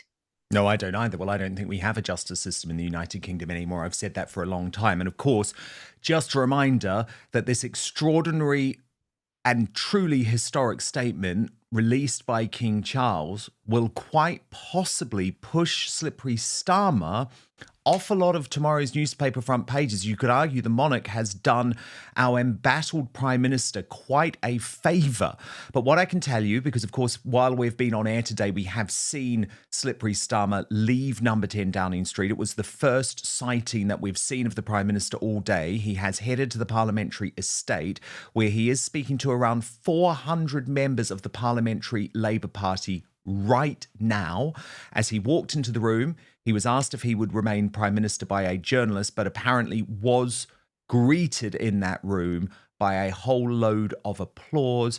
You could argue, though, that's quite performative. That's always going to happen. But perhaps the biggest relief for slippery Starmer right now is the fact that the King has released this historic statement, which, trust me, will dominate, I believe, the front pages tomorrow. This was the moment that we saw slippery Starmer just a few minutes ago leave number 10 Downing Street, the first time we had seen the embattled Prime Minister since the Scottish Labour leader Anas Sawar turned on him in dramatic fashion. So, of course, we're going to keep across all that breaking news and our exclusive interview with Ben Habib, where he gets into all of this, the leader of Advance UK, coming up very soon. Breaking right now, shock Epstein files emails have linked the disappearance of Madeleine McCann to Ghislaine Maxwell for the first time, but the mainstream media have decided to ignore the story. Now, what I'm showing you right there is the e-fit photograph released of one of the suspects in the Madeleine McCann case in the past. And as Maverick X posted, can we talk about how Ghislaine Maxwell looks similar to the female abductor sketch of Madeleine McCann? Now, presumably a lot of people have completely dismissed this link because it sounds like a conspiracy theory. You know, I don't use that term. I don't use that term because every time there is a conspiracy theory, within a few years, it has come true. But within the Epstein files, we have now established that in September 2009, Ghislaine Maxwell was said to have been seen with a young girl matching the description of Madeleine McCann. That was 2 years after her disappearance in Portugal. So I want to take you through the report in full from the Epstein files. And of course, there are some redactions here. So the communication says, the woman I saw looked just like Ghislaine Maxwell. I reported the sighting to the police, but thought I would report it to you as well. And then when asked what was the exact crime that occurred, it was a suspected sighting of an abducted child. We believe that the approximate date was the end of September or the beginning of October 2009. And the eyewitness says, and this is according to this new documentation released in the Epstein files, I was living in, and it's redacted, I went to the shop down the road. It was a Sunday and very quiet. I turned off from my street on the main road and found myself walking behind a woman and a little girl. There was also a middle-aged man with them, but he was walking much further ahead. When I got up close to the girl, I noticed she looked like Madeleine McCann. The woman was trying to hurry her along and seemed agitated that I was there. The little girl held her hand over her right eye the whole time we were walking. She kept on turning around to look at me. I turned off after a while. I reported it to the website as a sighting as I found it was odd. Didn't think about it for years till I saw the EB post about Ghislaine Maxwell and the theory of her taking. And let me just show you that e-fit picture of the so-called female abductor who does bear a striking resemblance to Ghislaine Maxwell. Let me bring in Lauren, the insider, who has been spending days combing through the Epstein files independently. Now, Lauren, of course, there needs to be a lot of work done on this. I know there does. And no one is directly saying that Ghislaine Maxwell was involved in the disappearance of Madeleine McCann, apart from, of course, this one eyewitness sighting. However, I believe that you have been able to at least place Ghislaine Maxwell in Portugal, which is, of course, where Madeleine McCann was abducted from. Well, Ghislaine Maxwell would frequently go to Portugal, fly into Lisbon, as would many of the other people that were recruiting for Jeffrey Epstein. They, Faro, Lisbon, it all comes up on the logs.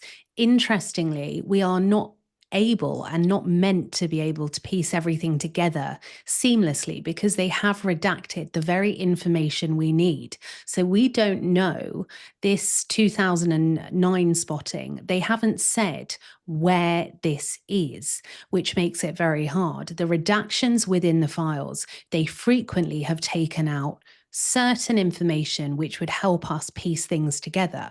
But if we go back to the facts, what do we know? Well, we know that Jean-Luc Brunel, who had a modelling company that was a front for the trafficking, was given triplets as a birthday present. The story is so abhorrent, Dan, I can't even repeat it. But there was terabytes of child porn. This is horrific. I can't even believe we have got to a stage where people have been failed this badly. It makes me feel sick.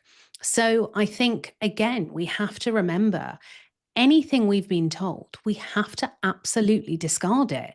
And this is why I have said for a long time, we as the public, we have to work hard for our news to decipher what we can believe and what we can't, because so many children were put at risk for the officials to tell us, that, Ghislaine Maxwell was just trafficking. And to who? Who was she trafficking to? No one's in jail. So they've lied to us there.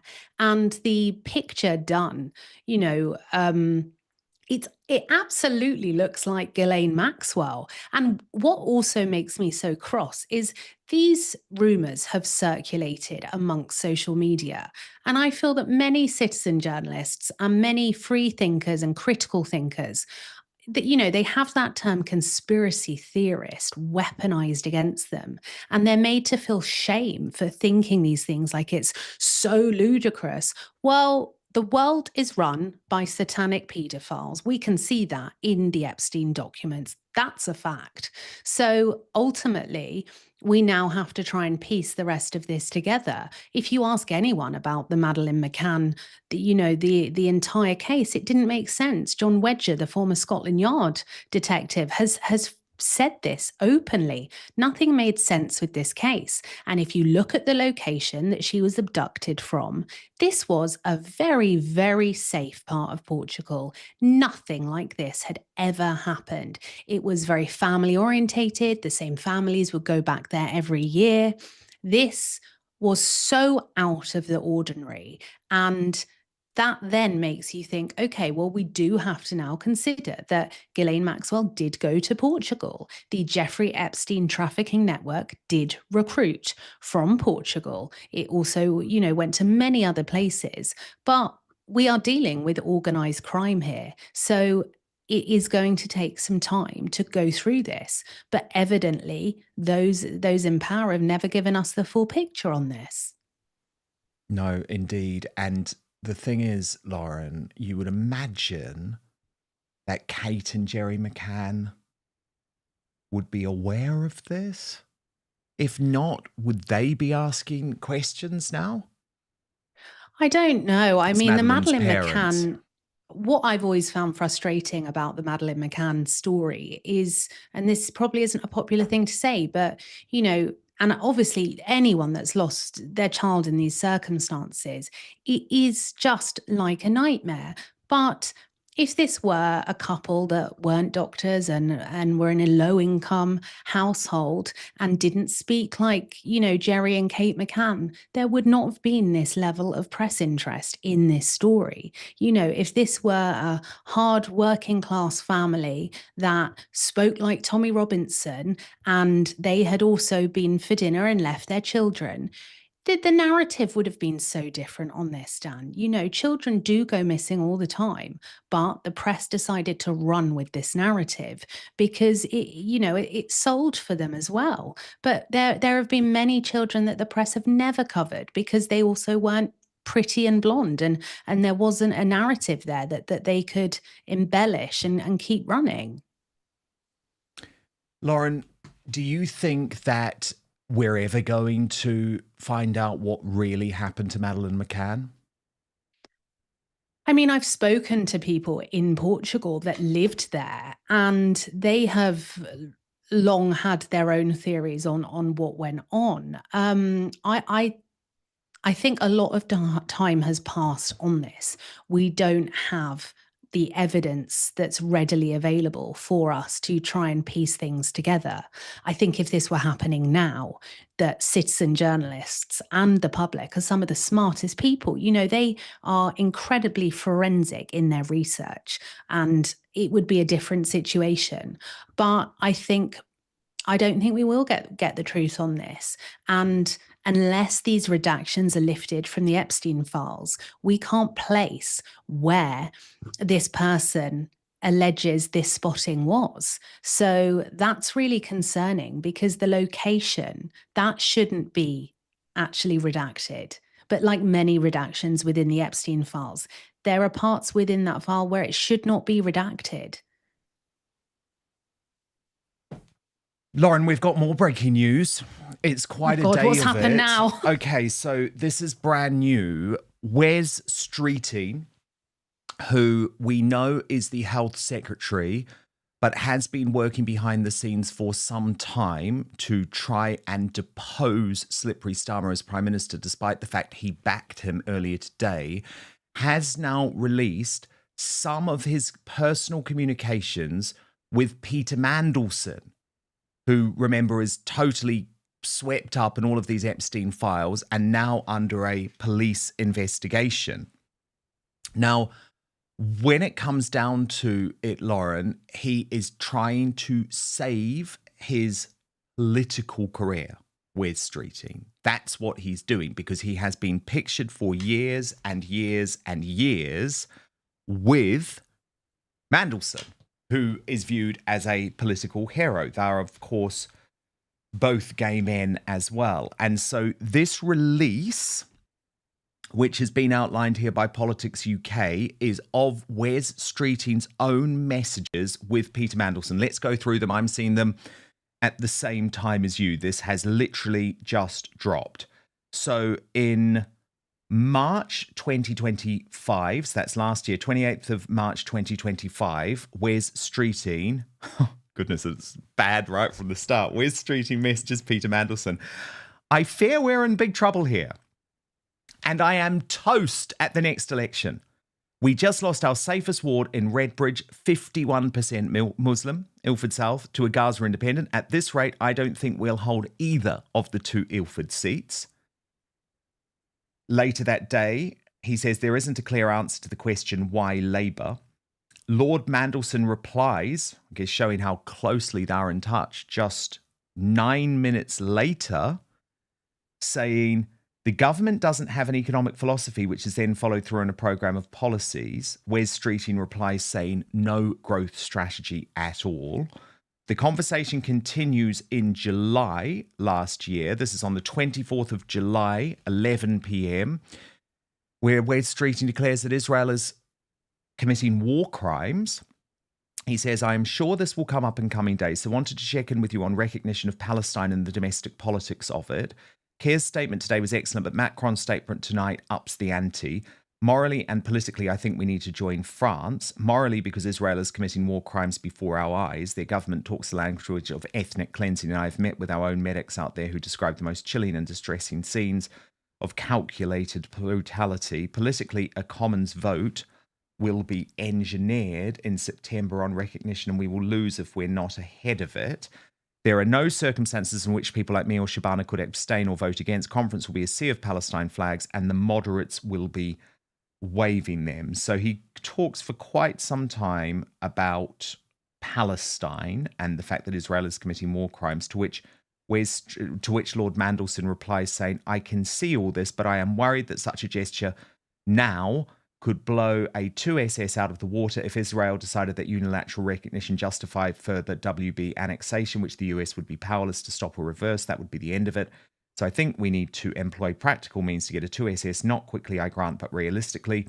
The PA with reform and new leadership can advance this with Arab, US, European support. The alternative is a further deadlock death spiral or an even greater scale than now. Where Streeting replies, Israel is doing it anyway. This is rogue state behaviour. Let them pay the price as priors with sanctions applied to the state, not just a few ministers. So that's what we've got so far, Lauren. But what is very interesting to me about this is that it suggests that Wes Streeting is saying, I'm not tainted by Peter Mandelson. Here are all of our messages, which means I'm very much running for leader. This is all very much implied. The other thing, of course, that it does, Lauren, is pile the pressure now on other members of the cabinet and Starmer himself to publish your own communications with Peter Mandelson. Just do it. Don't go through any process. You don't need to. Just publish your own messages with Peter Mandelson. Do it. They are panicking. They're all trying to save their own bacon. And at the end of the day, Labour is sinking, and I'm here for it. You know, let it sink. This is the party that cannot be trusted. This is the party that works against us, the public, the taxpayer. These clowns work for us. They're liars. And Wes Streeting is trying to, I don't even think he comes off well in those messages. I think he's arrogant as well. And it's so clear they are all just trying to look after themselves. They do not operate as a team. They will all turn on each other. This is not a political party that has any of our best interests at heart. This is a party that has lied to us. This is a party that prioritizes illegal migrants coming into our country and pushing an agenda that is working against Christian patriots. No, thank you. The lot of them can go. Indeed, and thank you so much to Laura Jane, by the way, for her super chat on the Madeleine McCann story. She says, totally agree with what Lauren said about Madeleine McCann's parents being doctors. She is right about it. If it was a lower class family and a child went missing, it wouldn't have been covered as much. So, Lauren, the insider, thank you so much. But now we are behind the scenes at the Advance UK policy launch in central London for the uncancelled interview. We have just come off an incredible and bold policy announcement from Advance UK's leader, Ben Habib. And Ben, I'm going to get into some of those extraordinary policies in just 1 second. But the first thing I wanted to check, is there a member of the mainstream media here? Not because that I I'm haven't aware seen of. one. Not that I'm aware of, no. That's appalling, isn't it? They've probably crept in at the back. They're probably secret Advance UK members, but they can't disclose it. Well, I wish that were the case. But Ben, look at this policy, because I think this is the one that really hit home in that room. You intend to confront threats to our values, culture, and way of life, but you were very specific in terms of how you were going to do that. Prohibit dual nationality. No Sharia courts or councils, effectively the banning of Sharia law in the UK. No public calls to prayer. Ban the burqa and niqab. Ban first cousin marriage. And this was the line that struck out to me most. Not multiculturalism, not integration, but assimilation. Correct. And that is the line that should have jumped out most. It really did. It is the line that really underlines what Advance UK is about. You know, you look at the other political parties, at best they talk about integration, but integration from where we're at the moment is not going to solve the country's problems. We've got too many different cultures, too many antithetical cultures in this country, which left to their own devices will continue to present challenges for the British culture and therefore the British way of life and what we are as a nation. they must assimilate. They're in our country. They must buy into our history, our language, our art, our way of life, the kind of food we eat. You know, they've got to be comfortable with all of that. They can't be taking themselves off into separate cultural silos, existing, you know, separately from the British people. They have to be part of us if we want to have, you know, all successful countries require a pretty much homogenous culture, and that requires assimilation. And this is designed, presumably, to stop the Islamist takeover, which we have seen in certain parts of the United Kingdom happen already. It is. So Islam is the most muscular form of foreign ideology that we have taken into this country. It's a self-confident religion. It is proselytizing, it is converting, it's on the front foot.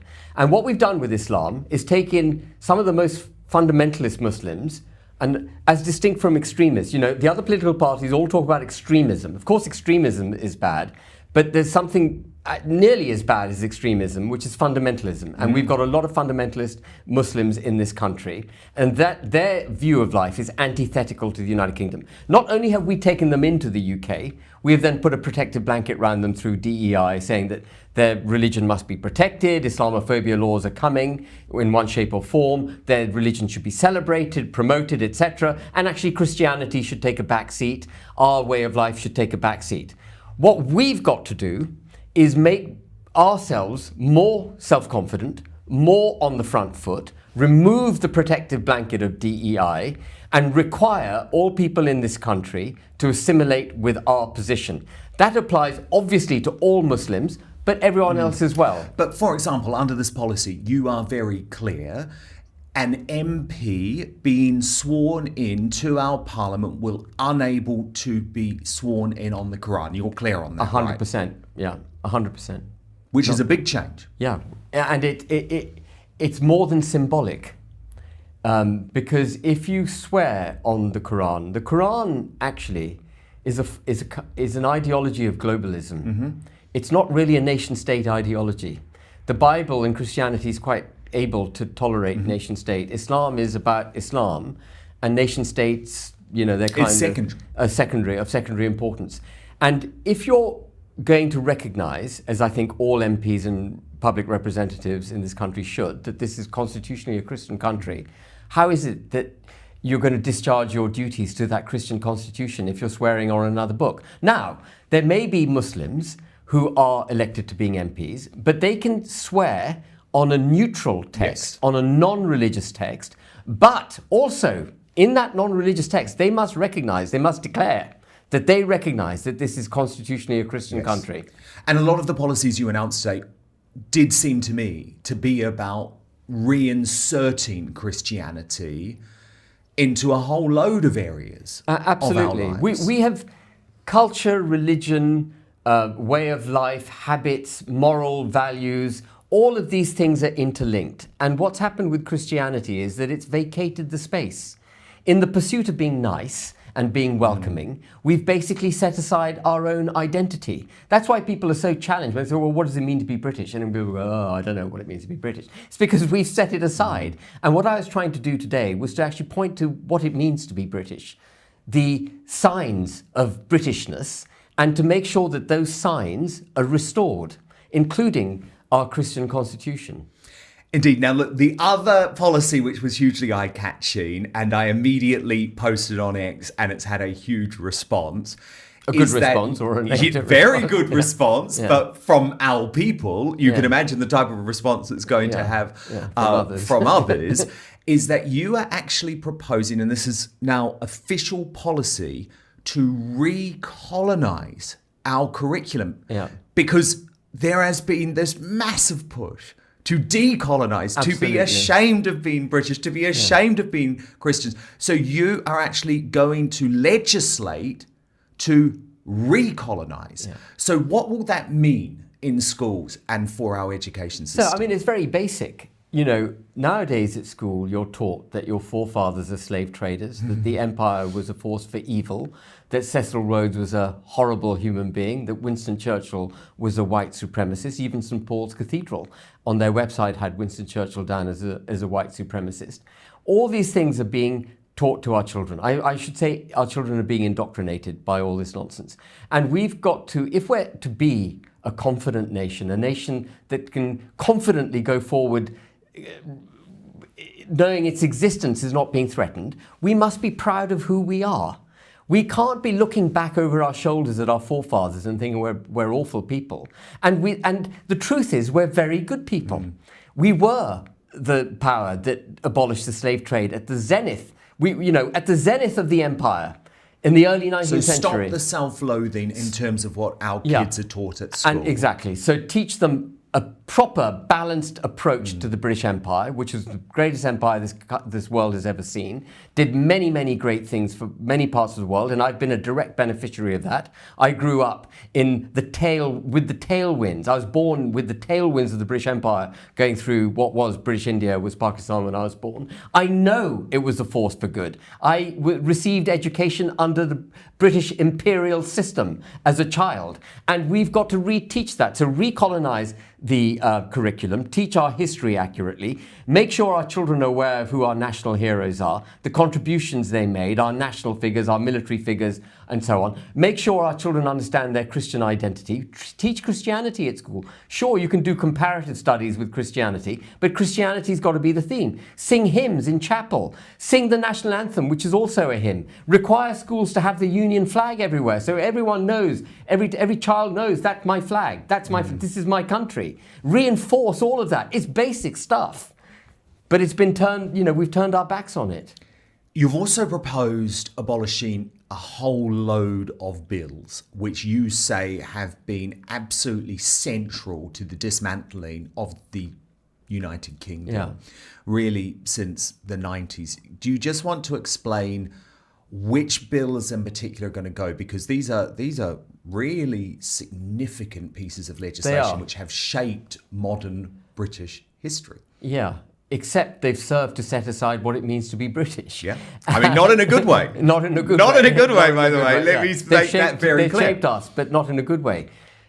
Look, because it includes the Equalities Act, it includes the Human Rights Act, and you know that is going to send the lefties up and the globalists bananas. Absolutely. But that's what we have to do, and we need to be prepared for it. And there will be a reaction, and our other policies will address the reactions that we'll get from the globalist community. But we have to repeal the Equalities Act. We have to repeal aspects of the Companies Act, which forces businesses to recognise DEI. We've got to remove from all the regulatory bodies that we've created in this country this imposition of the DEI agenda. We've got to dismiss and destroy lots of regulatory bodies. We've got to get rid of the Human Rights Act. We've got to remove the ECHR through the Human Rights Act. And as I also mentioned, we have to get rid of the withdrawal agreement, which puts a border down the middle of the United Kingdom, hands over part of the country to a foreign power, which makes it impossible for us actually to restore the United Kingdom. It makes it impossible, culturally, constitutionally, at any level, if you've handed over part of your country to a foreign power. There are some absolutely dramatic things we need to do, not extreme measures. What we're doing is radical, but we're reversing the extreme measures to which we've been subjected for the last 30 years. And you're also vowing to abolish all hate speech laws, which will effectively mean that free speech would be back. That's the point. You know, it's really interesting to me, and hats off to Toby Young for all the efforts he's made with the Free Speech Union and stuff, but he's championing a new Free Speech Act. Actually, that's putting, in my mind, that's putting a sticking tape over a gaping wound. And the wound will only be healed if you remove all the stuff underneath it, the gunk and the infection of this wound. It'll only heal if you remove that. And that's all the acts of parliament that prohibited free speech in the first place. You'll remember, Dan, as a young man, we had free speech. I could say whatever the hell I wanted. There was never a risk of anyone cancelling me because I said something they didn't like. They might think he's a bit of a plonker. He said this, that, and the other. But they would never cancel you. Totally. No, I think it's incredibly important. And what I love is the specificity. Because you have said, Ben, but it is worth repeating to the Outspoken audience, you intend to, on day one, as Prime Minister, actually enter the House of Commons with an entire legislative agenda, which you will insist is immediately enacted to change the United Kingdom. And it will all be outlined in your manifesto. And that's the key point. It'll all be outlined in the manifesto. The actual draft bills of Parliament required to give effect to the changes we wish to make will be drafted and addended to our manifesto. So when we go into Parliament, we have a precise mandate from the British people, a democratic mandate, which no civil servant, no member of the Lords, no member of all these regulatory bodies can resist, because the British people voted for it. And if they try and resist, we will wash them out of the way. We'll sweep them out of the way. And when it comes to the niqab and the burqa, you know there will be some people, and you did address this on stage, but it's worth me putting it to you. There will be some people who say, well, actually, isn't that taking away a freedom to wear what you want? So this is where liberalism has gone completely mad. Liberalism initially was a force for good for women. It emancipated women, obviously. It then brought them forward in the workplace. It gave them equal rights in the workplace and so on. Liberalism is now working at multiple levels against women's interests. For example, the transgender thing, allowing men to go into women's safe spaces, putting men in women's prisons, etc. Also, I think it is advocating a kind of over-sexualizing of women. You know, in the pursuit of liberalism, basically anything goes. Family values don't matter. In fact, family values are being stigmatized on the altar of liberalism. But here's the bizarre thing. At the same time as over-sexualizing women and saying they have the right to bare their boobs in public and do whatever the hell they want to, at the same time as saying that, liberalism is saying, actually, those women who want to continue to be repressed should be allowed to be repressed. Now, the history behind the burqa and the niqab is not for the protection of the woman. It's to make sure that men who can't control their urges aren't overly attracted to women. Yes. Its very existence is anti-women, because it's men who can't control themselves. And we've never had that situation, not in my lifetime in the United Kingdom, where women have to take such actions that because men can't control themselves. Men better flipping control themselves. The niqab and the burqa is a clear expression of repression of women. Yes. That's what it is. And it's also an overt rejection of British culture. And so for those two reasons, it needs to go. Now, I would much prefer if our culture was restored and people simply stopped wearing it. But we've reached a position now as a country where we are going to have to pull some levers. Absolutely, because there are parts of London, for example, parts of Bradford, parts of Birmingham, where you actually only see women in niqabs and hijab. Yeah. And not hijab. I haven't got a problem with the hijab in a big way, but I've got a real problem with the niqab and the burqa. Politically, you were very bold up there. You hit back at the criticism of the fact that you have decided to run in the Gorton and Denton by-election, even though shock horror.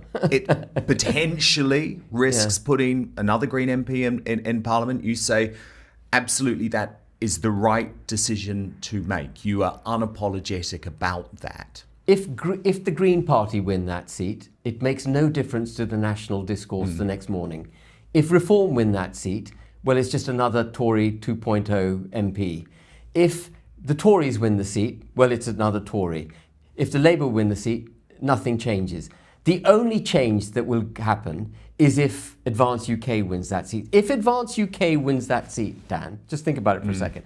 If Advance UK wins that seat, and you've now seen our first two policies unveiled, so you know the clear direction we're moving in, the establishment will be wetting itself. It will think, oh my goodness, what's going on here? And this is where I think other political parties, including Reform, have misunderstood the electorate. The electorate are voting Reform because they think it's going to do actually what Advance UK is going to do. It ain't going to do it. And so we need to get Advance UK into Parliament, and we need to hit the establishment hard. The biggest impact to the national discourse will come from an Advance UK MP, not from a Reform MP, not from a Tory MP, not from Labour or Greens. Are you worried about dirty tricks going on in Gorton and Denton after these claims that Reform UK have broken electoral law with a letter being sent out without... Yeah, I saw that. I mean, is that a concern to you? We're already experiencing dirty tricks from What's Reform. happening? Well, for example, they're all coming out and accusing Nick, taking out of context stuff that Nick Buckley, our candidate, has said, and accusing him of being a misogynist, accusing him of being other things. I can't remember. There was another thing they accused him of. But they're taking it out of context and they're attacking him. Reform is doing precisely the same things it used to accuse the Tory party of doing. It's adopted their approach to campaigning. But I don't care. Bring it on. We will just keep straight doing our thing and we'll win through. Do you have any concerns about Reform UK Treasurer Nick Candy appearing in the Epstein files? So when Nick Candy became Treasurer, I've got a number of concerns about Nick Candy. I like Holly Valance a lot, by the way, and I'm reluctant to denounce her husband for her sake. But that's a personal issue. Although they are no longer They're not. But it can't be nice for her children to hear her husband, her former husband, being denounced or separated or whatever they are. But the truth about Nick Candy, and I said this at the time when he was made Treasurer, is that he loves Tony Blair. He loves Mandelson. He said that in an article the day he became Treasurer. But the other big concern I have about Nick Candy is he's in bed with Qatar. He made all his big money financed by the Qataris. And then suddenly you see Farage off to the World Economic Forum, courtesy of an Iranian-born billionaire. And also in the UAE. And the UAE meeting, sidling up. Farage wrote an article in 2023 denouncing the UAE, saying that it must never be allowed to buy the Telegraph. Its human rights record is awful. How could we have them owning the Telegraph? He was there 2 weeks ago or last week, saying, actually, we weren't nice to the UAE over the Telegraph. We should have been nicer to them. He's completely changed. And influences like Nick Candy are probably part of it. Zahawi is another really negative influence in reform. This guy is part of the globalist order. He's part of the whole World Economic Forum, pro-migration. He was talking about giving asylum to all illegal migrants. Do you remember? He said we should just have an asylum, let them all in. This is what reform has become. The most shocking aspect of everything that has emerged from the Epstein files is just how neck deep the entire British political establishment, the entire British media establishment, the entire political class are all in this together, have all been looking after themselves for years. The choice we face, I believe, at the next election is about establishment versus non-establishment. And the British public, I think, will go against the establishment, as we always have. Look at the Brexit referendum, for example, with everything that was thrown at us. But what has been your feeling seeing these revelations emerge, seeing Starmer's credibility absolutely dissolve, yet him refuse to go? I mean, this is one of the most shameful periods of British modern history, is it not? It is. I mean, we should be ashamed of ourselves ever since 2016. I mean, but what Blair did was horrendous, but he did it under the radar. It wasn't obvious. Mandelson, as you rightly point out, is part of a sick establishment. And the fact that he was thrown out of government twice, then ennobled, then made ambassador, in the heart of the establishment, without any accountability for what they must have known to have been awful, says to me that they've all done awful things, and he probably knows quite a lot about what they've been up to. So I think this... But some of this stuff is satanic. It is satanic. It's awful. It's awful. It's absolutely And they all wretched. knew, Ben. I know. It's horrendous. So you have to ask yourself the question, what have they been up to? The revelations that are going to come. And there are going to be revelations. There are going to be revelations about people we'll be surprised about. But they will come. And if they charge Mandelson and he is found guilty, he will blab. And he must have the dirty sort of tricks on everyone. So could we be seeing the total downfall of the British establishment here, or are they going to do what they always do and find a way to protect themselves? No, I think we are seeing the end of what has to date been the British establishment.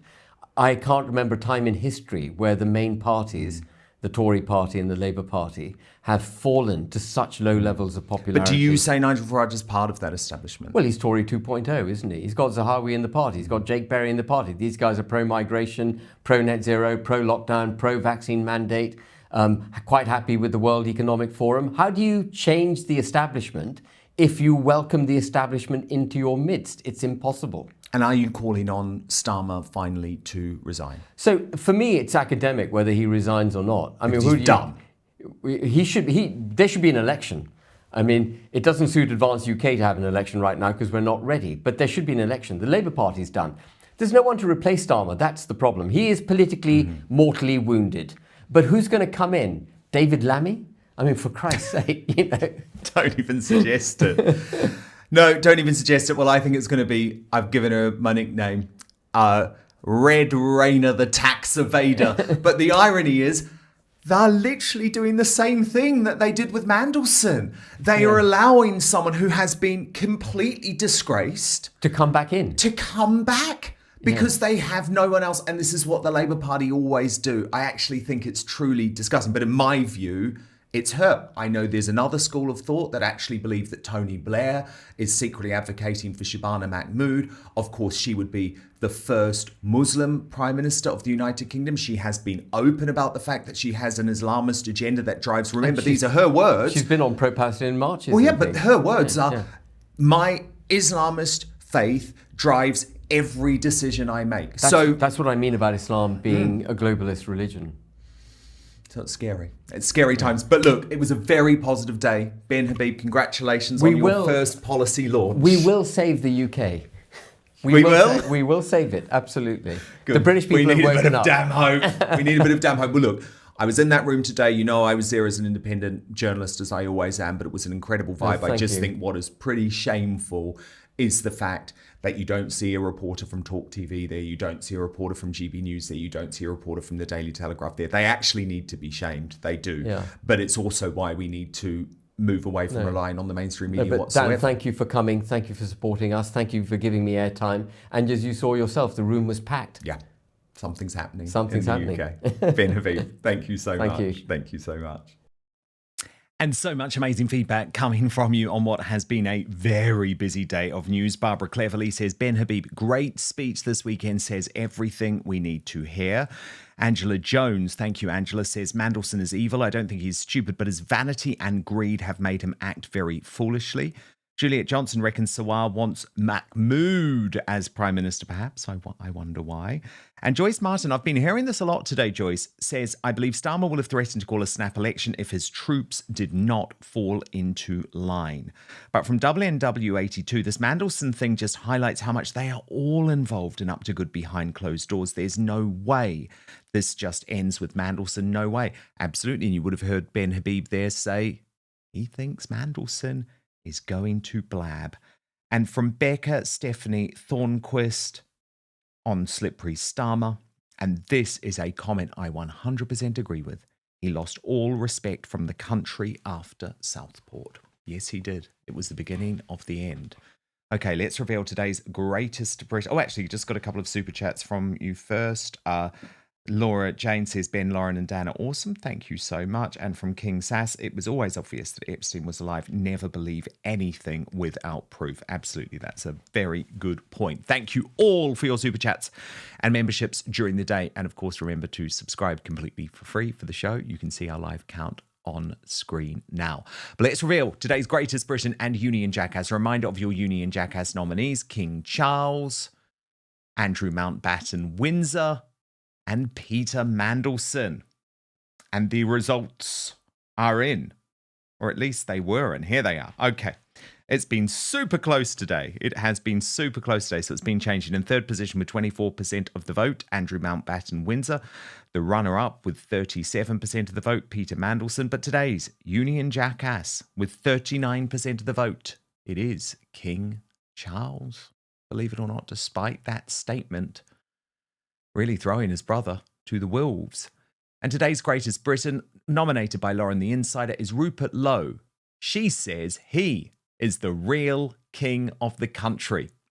Okay, we're moving over to Substack now for the Royal Uncancelled After Show. We're going to team up with the Royal News Network for all the rest of the royal news from the weekend. I'd love to see you over there. www.outspoken.live is the address. Goodness me, a lot has happened over the past 2 hours. Thank you for sticking with us.